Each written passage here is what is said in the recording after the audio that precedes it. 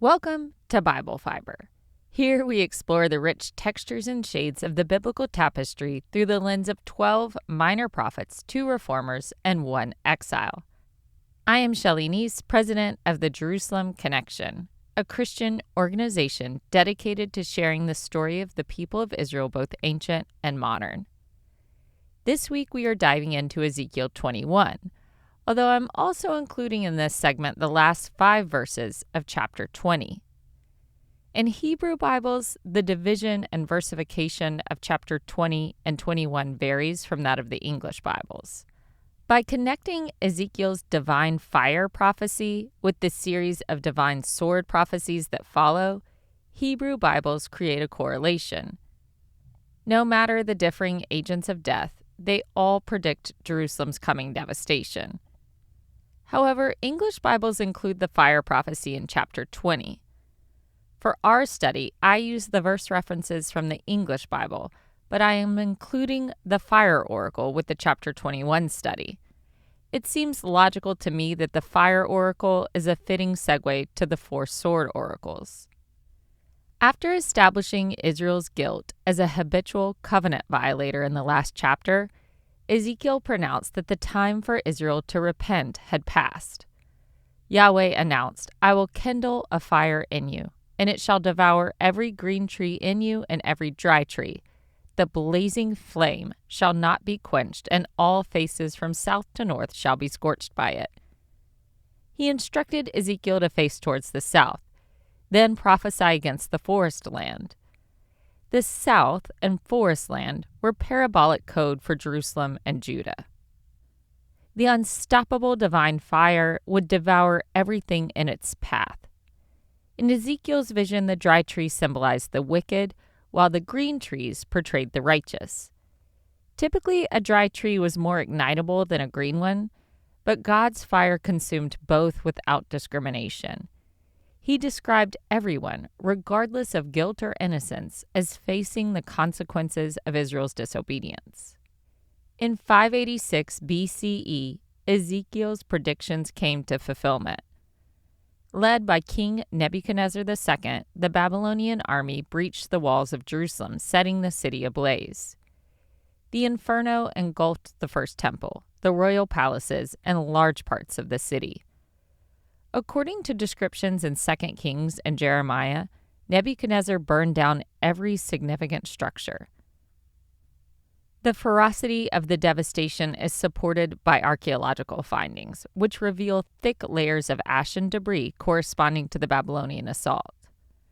Among the ruins and the Babylonian destruction layer, archaeologists have found artifacts fused or distorted by the intense heat. In response to the metaphor about forest land and various trees, the exiled Israelites grumbled about Ezekiel's cryptic language. Ezekiel lamented to God, "They are saying of me, is he not a maker of allegories?"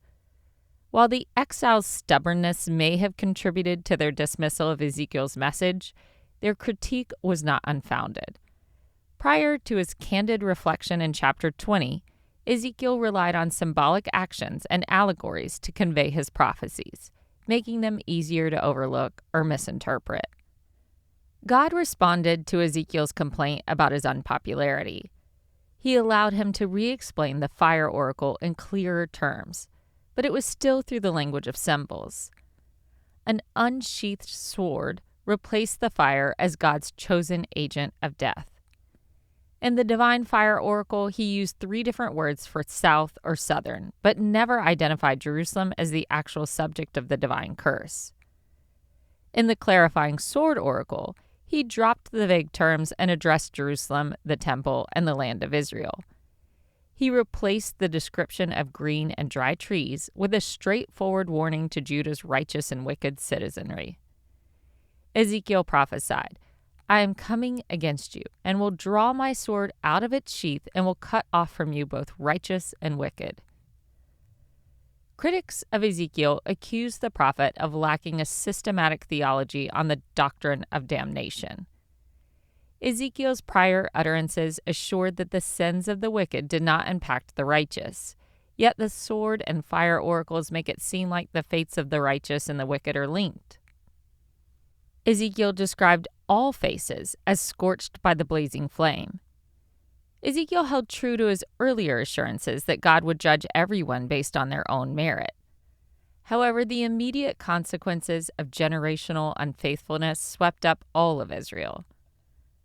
To come to the prophets with the lens of theological studies is to overlook the prophetic experience in favor of the seminary experience. Prophets operated as God's mouthpieces, but they preached charismatically, not mechanically. Rabbi Abraham Heschel warned against attempts to force all prophetic utterances to cohere into one unified presentation of God's methods and ways. Heschel said the prophets disclosed attitudes of God rather than about God. In addition, Ezekiel may have emphasized the totality of the coming devastation because his present audience imagined a future attack would be like the two previous Babylonian attacks. In 597 and 591 BCE, the Babylonian army deported Jerusalem's elite and spared the temple and palace. The presumption was that the deportees were wicked, while the people who stayed in Jerusalem were deemed innocent. Ezekiel's sharp rhetoric debunked the assumption that Jerusalem would survive the coming assault as it survived previous attacks.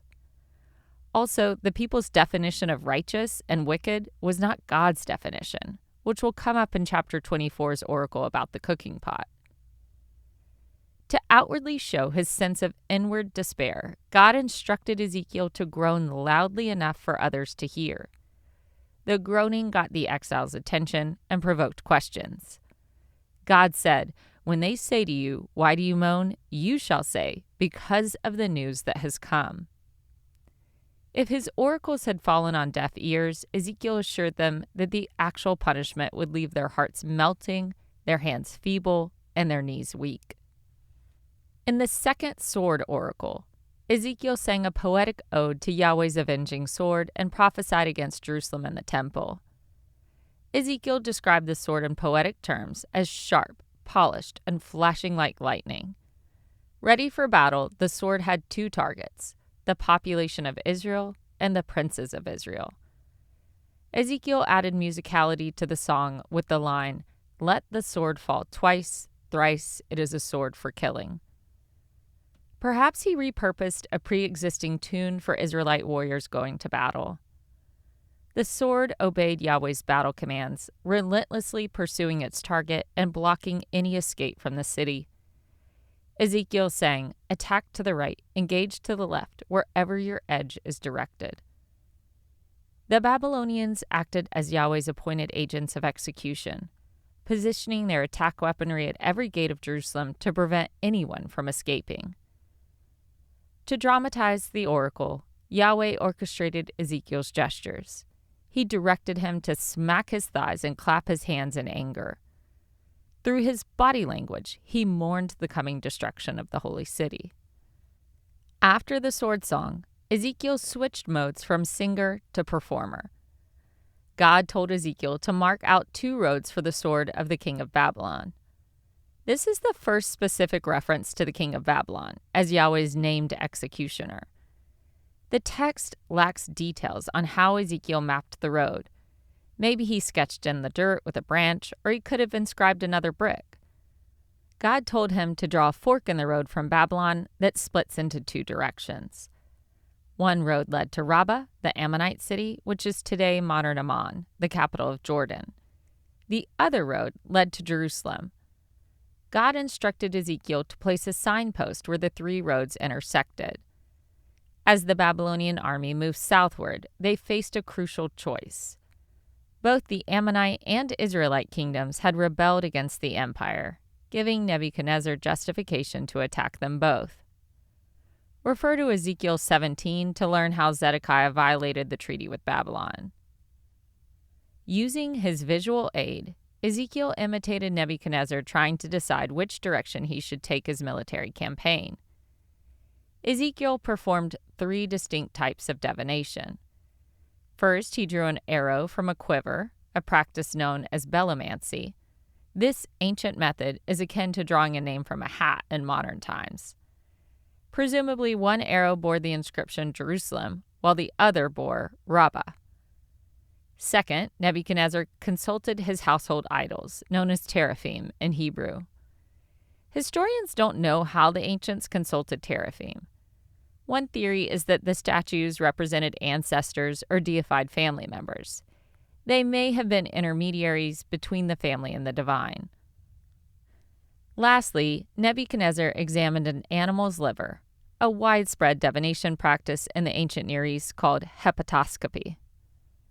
Archaeologists have uncovered clay models of animal livers at various sites like Mari, Hazor, and Nippur. Priests would interpret the markings on the liver of a sacrificed animal to divine the future, like the practice of palm reading today. In Babylon, archaeologists discovered an instructional clay model of a sheep's liver that contained over 50 inscriptions explaining the significance of every blemish. All three divination methods pointed to Jerusalem. Ezekiel, acting as Nebuchadnezzar, trusted that his course of action was clear. For the exiles observing Ezekiel's symbolic enactments, it must have been strange seeing a prophet of Yahweh conduct pagan rituals prohibited in the Israelite religion. However, God used Ezekiel's charade to reveal the coming disaster. God was going to direct Nebuchadnezzar's path, even if that meant directing the pagan king through divination. King Zedekiah was the recipient of Ezekiel's last message in the Signpost Oracle. In previous references to Zedekiah, he deprecated him by calling him prince, as if he was undeserving of the title king. By this point in Ezekiel's prophetic career, his vitriol escalated, and he referred to Zedekiah as the vile, wicked prince of Israel. Ezekiel commanded Zedekiah to strip off his robe and royal turban, which he had surely profaned. Ezekiel prophesied the end of the Davidic royal line, permanently overthrown until God's anointed one arrived. Only a worthy Davidic descendant could reinstate the monarchy and take rule. Beyond that, Ezekiel also longed for the dramatic restructuring of the entire social order in Judah. Ezekiel said, "Exalt that which is low, humble that which is high," a sentiment very familiar to Christians. The Apostle Paul described the gospel as God choosing what is low and despised in the world. In his last oracle, Ezekiel turned his attention from Jerusalem to the Ammonites. God would punish the Ammonites even if Nebuchadnezzar targeted Jerusalem first. They were the sword of judgment's next victim. Despite kinship, the Ammonites were long adversaries of Israel. The Ammonites traced their lineage back to Ben-Ami, the product of Lot's incestuous relationship with his younger daughter. Throughout biblical history, Israel and Ammon engaged in a cycle of provocation and retaliation. During the time of the Judges, the Ammonites oppressed Israel until Jephthah led a successful campaign against them. In the monarchy era, both King Saul and later King David waged military campaigns against the Ammonites. Despite intermittent periods of cold peace, animosity between Israel and Ammon endured for centuries. The prophet Zephaniah even likened Ammon to Gomorrah, suggesting they deserved a similar fate. Although Ezekiel did not have access to an Ammonite audience while he was in exile, he taunted them through his oracle. He said, a sword drawn for slaughter, polished to consume, to flash like lightning." After Jerusalem's destruction, he explained the sword would fall on Ammon and she would receive her final punishment. The last 3 verses of chapter 21 could either be a continuation of the prophecy concerning Ammon or a new oracle directed at Babylon. Suddenly, God commanded the sword to return to its sheath. Once the sword was in its sheath, God pronounced his judgment on the sword itself.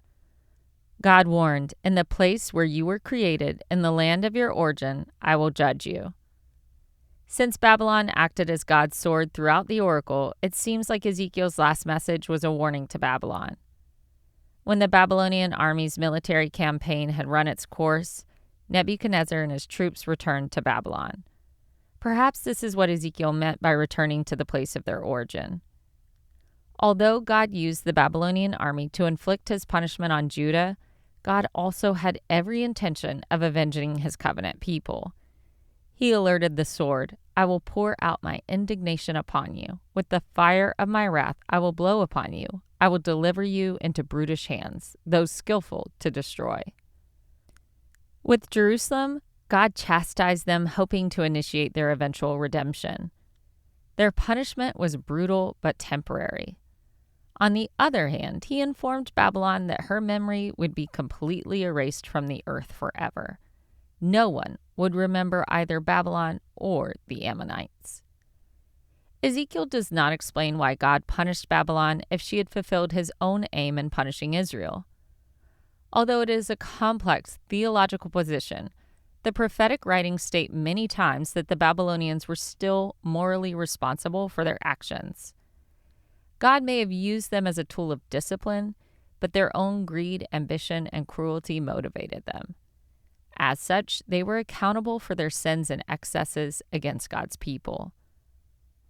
Prophets like Isaiah and Daniel denounced Babylon's pride in their writings, emphasizing her self-exaltation as a significant factor that led to her eventual downfall. Ezekiel used God's sword to represent his absolute authority over human affairs. But the image of Yahweh with a drawn sword was an established biblical theme. For example, prior to the Israelite army's assault on Jericho, Joshua encountered a divine angel wielding a drawn sword. The angel promised to lead Joshua into battle as commander of the Lord's army. In that case, Yahweh drew his sword against Israel's enemies for her protection. However, Yahweh did not hesitate to draw his sword of judgment on his own people when necessary.